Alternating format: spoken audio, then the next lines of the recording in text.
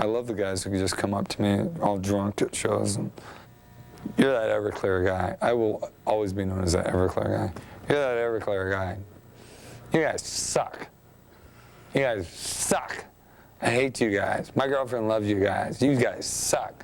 I'm like, cool. Don't buy the record, baby.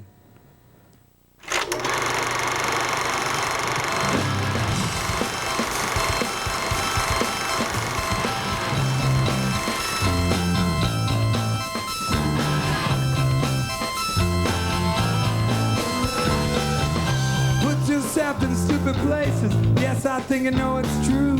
Situations where it's easy to look down on you. Think you like to be the victim, think you like to be in pain. I think you make yourself a victim almost every single day. Do what you do, say what you say, try to be everything to everyone.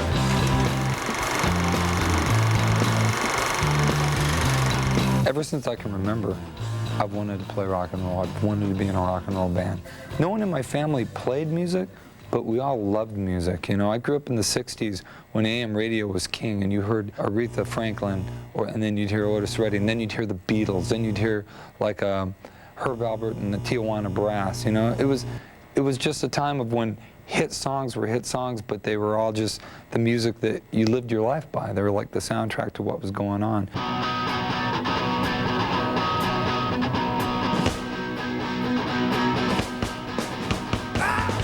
I started playing guitar when I was 15 years old. I was just a weird kid with a bad attitude, and it was the first thing in my life that I stuck with, you know. It was miserable and hard. I would get frustrated and cry because my hands wouldn't do what I was trying to tell them to do. And as time went on, I got better at it and better at it, and it just became this door of like, I wouldn't go out to parties, I wouldn't do things. I'd just sit in my room and play music. And it became a whole different world for me. Be my Romeo, be my boss in this world. I can't sing the songs that you sing, I can't find the gorgeous words. Be my Romeo, my go-go Romeo. I see you twist and turn, you look so stupid.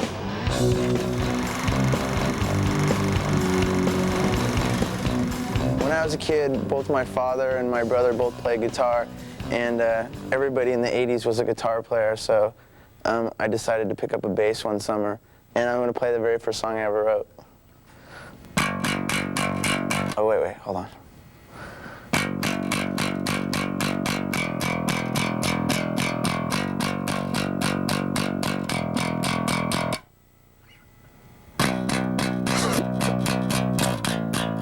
Just kidding.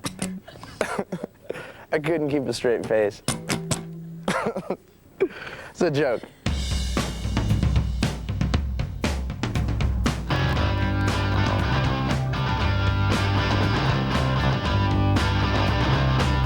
Yeah, then they came on me, dragged me from the bar, still wet with sweat and beer. I blew so prettily by men blinded by their fear. These men, they broke my back and made me lame.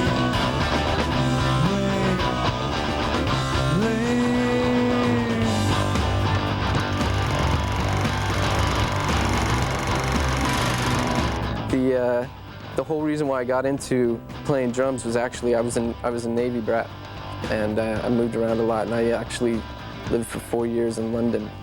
And in that time, I saw Adam and the Ants on TV playing Kings of the Wild Frontier with the two rhythm drummers, and I was like, that's what I want to do. But the only thing that I had that resembled drumsticks was my grandmother's knitting needles, which actually happened to be wooden, which I don't even know if they make anymore. But so I picked those up and started playing on the couch and broke one. So I figured I could be pretty good at this. I mean, a side note to that too is that I actually did learn how to knit. So I knit myself a scarf as well. 1, 2, 3, 4.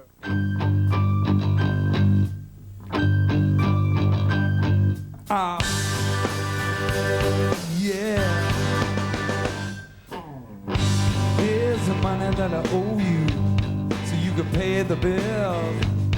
I will give you some more when I get paid again. I hate those people who love to tell you money is the root of all the kills. They have never been poor, they've never known the joy of a welfare Christmas. Yeah. Oh, I know we will never go back. Yeah.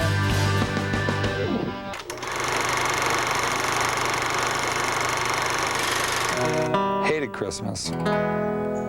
I've hated Christmas until I had a child. But I will do Rudolph the Red-Nosed Reindeer if you want me to.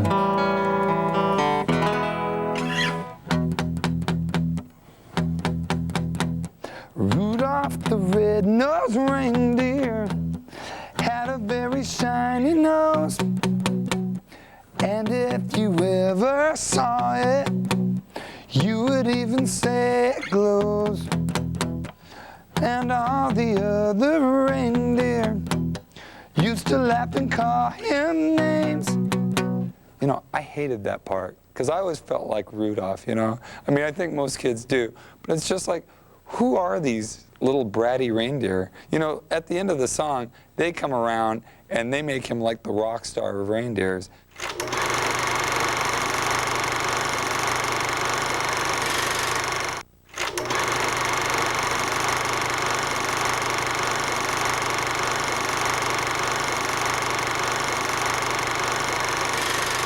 The name Alexakis is Greek, and my name is Arthur Paul Alexakis. We come from supposedly a long tradition of men abandoning their sons and daughters. And the one thing they do give us as a name, Arthur Paul, my dad's name is Paul Alexakis. His father was Louis Alexakis, so his name is Paul Louis. You know, I guess that's a good tradition, but the other tradition of not being there for your child to grow up, I think, is something I want to avoid. Father of mine, tell me, where did you go? Had the world aside dream, did not seem to know. Father of mine, tell me, what do you see when you look back at your wasted life and you don't see me? I was 10 years old, doing all that I could. Wasn't easy for me to be a scared white boy out back neighborhood. Sometimes you send me a birthday card with a $5 bill. Never understood you then, yes I never will. Daddy gave me a name. Daddy gave me a name. And he walked away. Daddy gave me a name. Then he walked away. My daddy gave me up.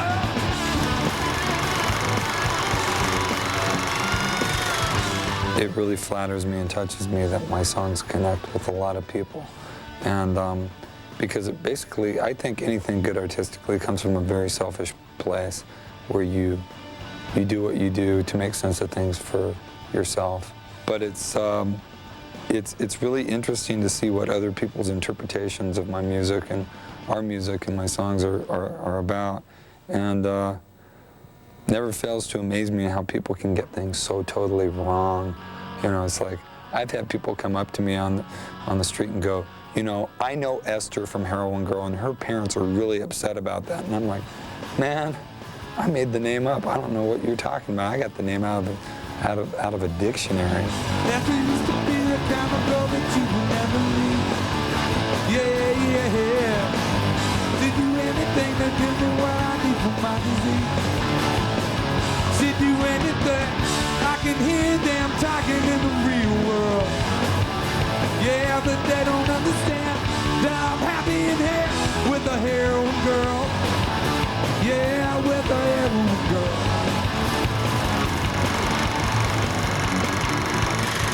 Sparkle & Fade had about 3 songs on it that dealt with my past drug use, but because of those 3 songs, I got labeled as that drug guy, as that 12-step guy, as poster boy for NA, you know. And I've done a lot of what I could. Like we worked with an organization called Partnership for Drug-Free America. We did some PSAs for them.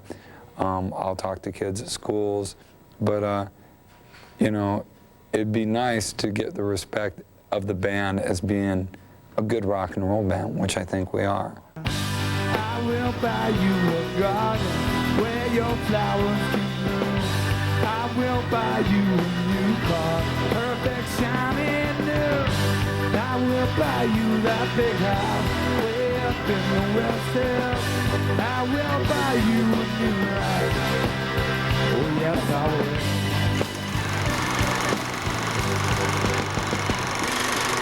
I remember when Everclear started having success, I came to LA to play a show, and my management called me, and there was like 400 people said they were my friends and wanted to get on the guest list.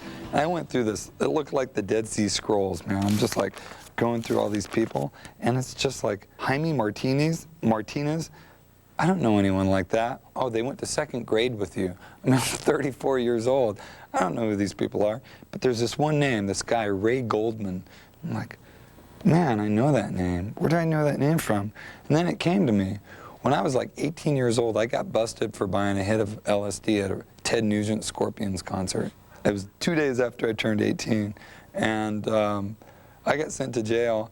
And Ray Goldman was the guy that my girlfriend was sleeping with that weekend while I was in jail. So I couldn't get in touch with her to basically get out of jail because she had my money. So this guy wants to come to my concert. The same guy was like, you know, macking on my girlfriend 15 years earlier. And it's funny because my crew was like, oh yeah, tell him to meet us somewhere dark, and we'll beat him up. And I'm like, that would be such sweetness. But you know, when you think about it, he's trying to get on my guest list 15 years later, so I think it worked out okay.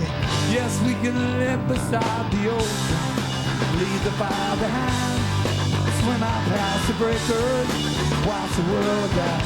We can live beside the ocean, leave the fire behind, swim out past the breakers, watch the world die. Yeah, watch the world die. When we toured in Europe a couple years ago, we toured through France, and for some reason I get mistaken for Keanu Reeves a lot. People ask me if I'm Keanu Reeves or if I'm related to him in some way, and I don't see it, but in France it was pretty crazy because I guess they thought I was some kind of sex symbol or something over there. And then we always, in the band, we always joke about me being the next Johnny Holiday, which is like he's like the David Hasselhoff of Europe and stuff. So, I don't know, maybe someday. Europe, watch out, I'm coming.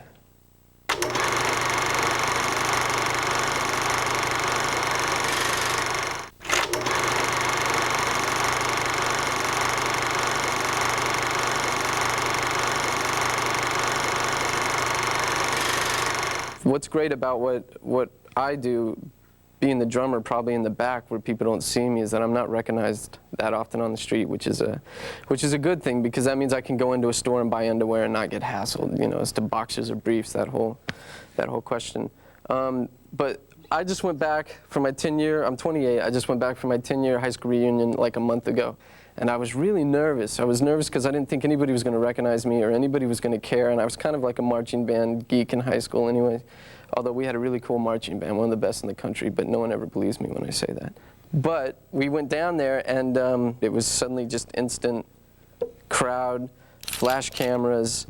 But it's weird because it was football players coming up to me, guys I sort of either knew or didn't know, or, you know, like this one guy beat me in wrestling in gym class and farted on my face, and, you know, he's coming up asking for autographs, so, you know, rather than say no, I had to sign it and give it back to him. And I told him I'd put him on the guest list at the next show, but I won't.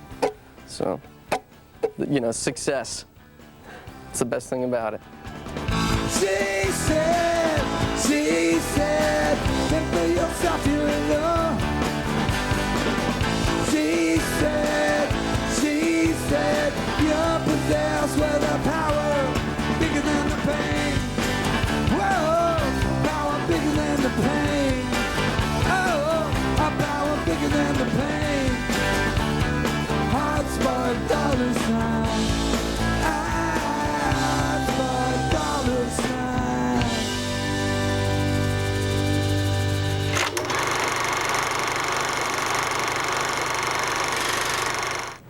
Annabella, my daughter Anna, was born in 1992, the year I turned 30.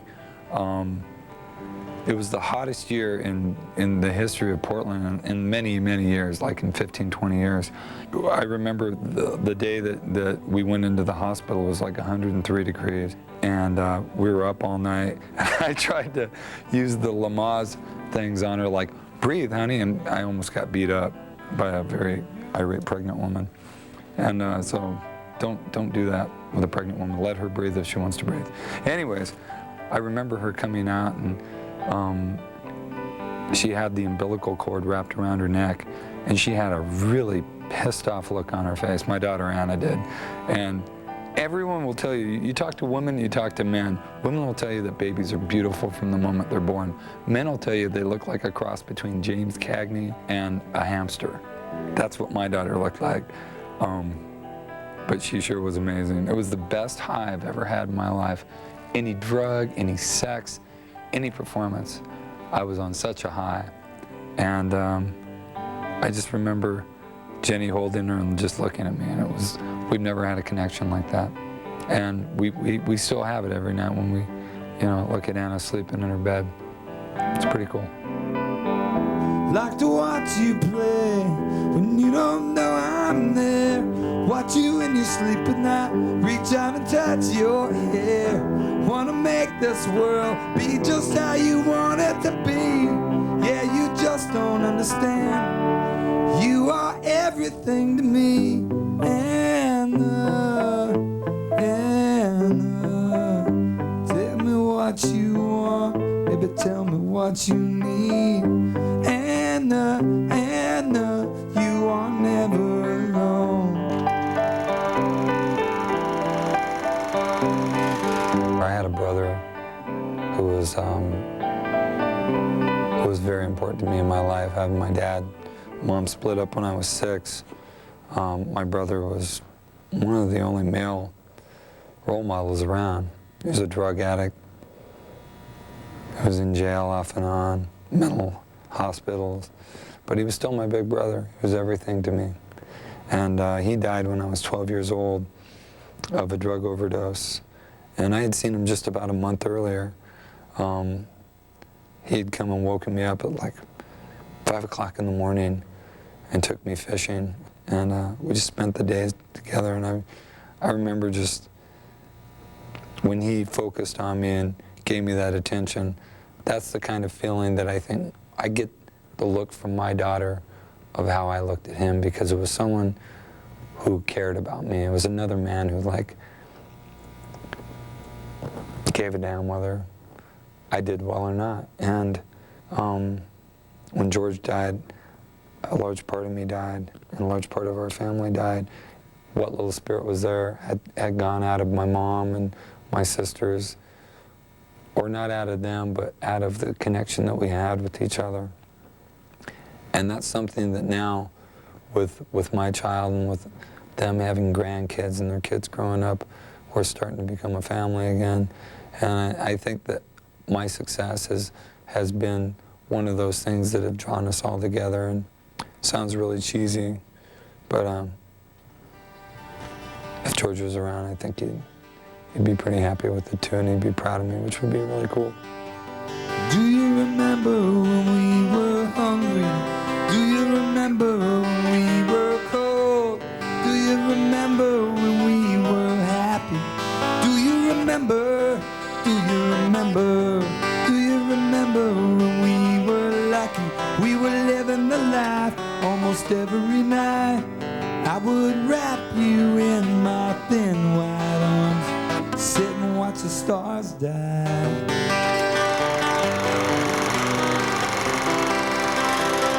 I remember when I was a kid in the 70s, and I remember Mick Jagger saying in the press that he didn't want to be singing Satisfaction when he was 40. Now he's in his 50s and still running around and doing a great job of it and still rocking and rolling. Man, I'm 36 years old, and I love what I do. I love my band. I think the three of us make good rock and roll music, which nothing more, nothing less, I think, is something in this day of the Backstreet Boys and the NSYNCs Not taking anything away from them. Everything has its place under the sun. This is great now. It's going to be great while it lasts. It only lasts for so long. And I think I'm sober and mature enough to know that it's going to end someday, but I'm enjoying it while it lasts. I think you make yourself a victim almost every single day. Do what you do, say what you say, try to be everything to everyone. You know all the right people, play all the right game, try to be everything to everyone. Do it again. You always do it. Oh!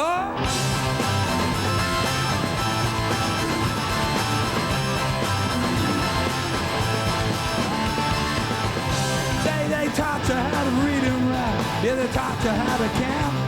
Say they taught you how to buy and sell your own body by the pound. Think you like to be the simple toy. Think you love to play the clown. I think you are blind to the fact that the hand you hold, the hand that holds you down.